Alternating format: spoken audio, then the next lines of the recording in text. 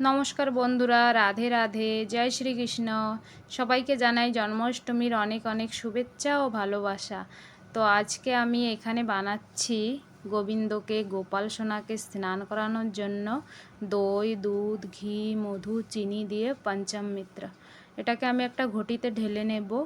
নিয়ে এর মধ্যে আমি তুলসী পাতা, ফুল দিয়ে গোপাল সোনাকে বসিয়ে আমি স্নান করাবো। তা আপনারা কিন্তু এক এক করে সব কিছু দিয়ে স্নান করাতে পারেন, যেমন দই আলাদা, দুধ আলাদা, ঘি মধু আলাদা আলাদা করে, কিংবা সব কিছু একসঙ্গে এইভাবে মিলিয়েও স্নান করাতে পারেন। খুব সুন্দর করে এখানে স্নান করাতে হবে। তারপরে ফলের রস দিয়ে, তারপরে গঙ্গা জল দিয়ে গোপাল সোনাকে স্নান করিয়ে সুন্দর করে গা মুছিয়ে, এখানে দেখেন নতুন জামা কাপড় পরিয়ে, মাথায় আমি ফুলের টোপর পরিয়েছি আজকে, পরিয়ে সুন্দর করে বসিয়ে দিয়েছি ঝুলায়। ছোট দুই গোপালকে আমি ঝুলায় বসিয়েছি, আর বড় গোপালকে আমি ঝুলায় বসাতে পারিনি, আমার কাছে বড় ঝুলা নেই এবছর, এই জন্যে কোলেই দোল দিয়েছিলাম।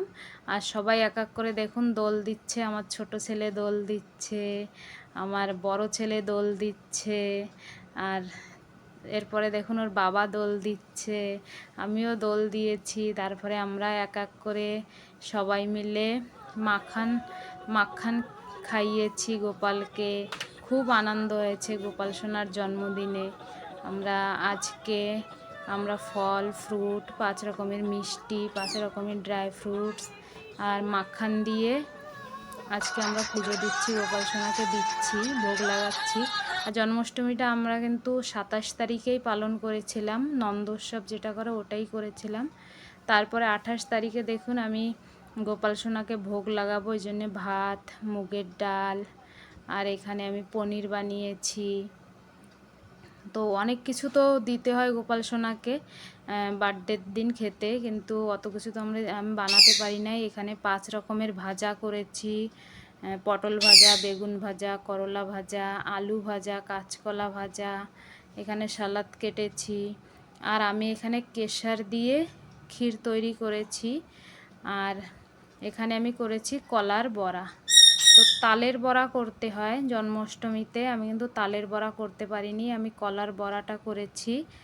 আর আমি এখানে গোপাল সোনার জন্য ভোগ সাজাবো।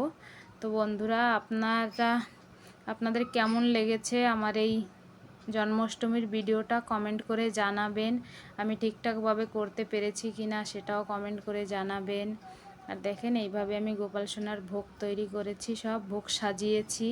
এবার আমি পায়েস তুলবো বাটিতে, আর গোপাল সোনাকে এবার আমি খেতে বসিয়ে দিয়েছি বন্ধুরা। তো আজকের মতন এই পর্যন্ত বন্ধুরা।